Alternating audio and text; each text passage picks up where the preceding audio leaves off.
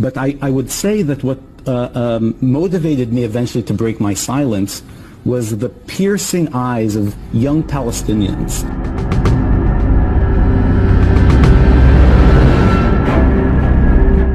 Every house in the West Bank actually has a number.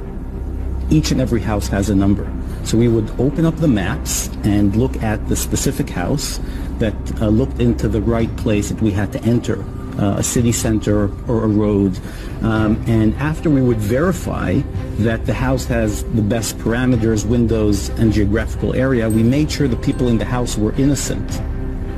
So we would enter a house of an innocent Palestinian home in the middle of the night. But I would say that what motivated me eventually to break my silence was the piercing eyes of young Palestinians when I was barging into their house in the middle of the night. I could always justify it to myself, but those eyes, the anger, their fear, was what eventually helped me overcome that. A house of a physician in Nablus, for example, that I entered in the middle of the night, taking him, his wife, and his daughter, and pushing them in a room. If they wanted to use their bathroom or their kitchen or use their phone, they need permission from me. That specific house in Nablus stayed with me for a while because that physician himself was kind enough and generous enough to sit down and explain to me what it means to be a Palestinian.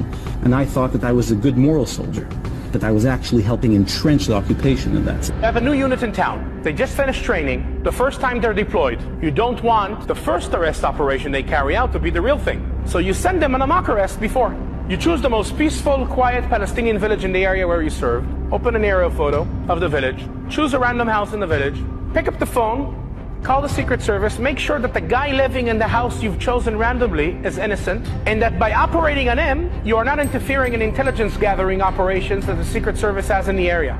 Once you get the go, meaning he's innocent, and you're not interfering in Secret Service business in the area, you come in the middle of the night, you surround the house, grab the guy, handcuffed, blindfold, as if it's a real arrest, put him in a jeep. After 5 minutes, 10 minutes, 20 minutes, someone goes on the radio, says, end of exercise, stop the jeep, release the guy, go back to the base, and go to sleep. So you're probably wondering, why the hell to do it? Actually, soldiers who get these orders usually also wonder why the hell we're doing it. We know the guy is innocent, so why we're doing it? And they ask their commanders, and you know what many soldiers heard back? Mainly two reasons. One is training. As close training can be to reality, better. So if you can do it on a real Palestinian village, on a real Palestinian house, on a real Palestinian man, better. But the second reason is even more interesting. Think of it. A mock arrest is just another advanced way of making your presence felt. You go in the middle of the night to the village, surround the house, some noise, some movement, lights, shouting, military movement in the village, people wake up, they know you're here. They see you arresting a person that they know he's innocent. They're not stupid. Yeah, people in the village usually know. So they start to ask questions. Why the hell are you arresting him? He's innocent. But then they see that you released him. So what the hell's going on here? Arrest, released. Is he a collaborator? Yes, no. And they don't find the answers, so they're even more scared. When you know what's waiting behind a corner, you can calculate.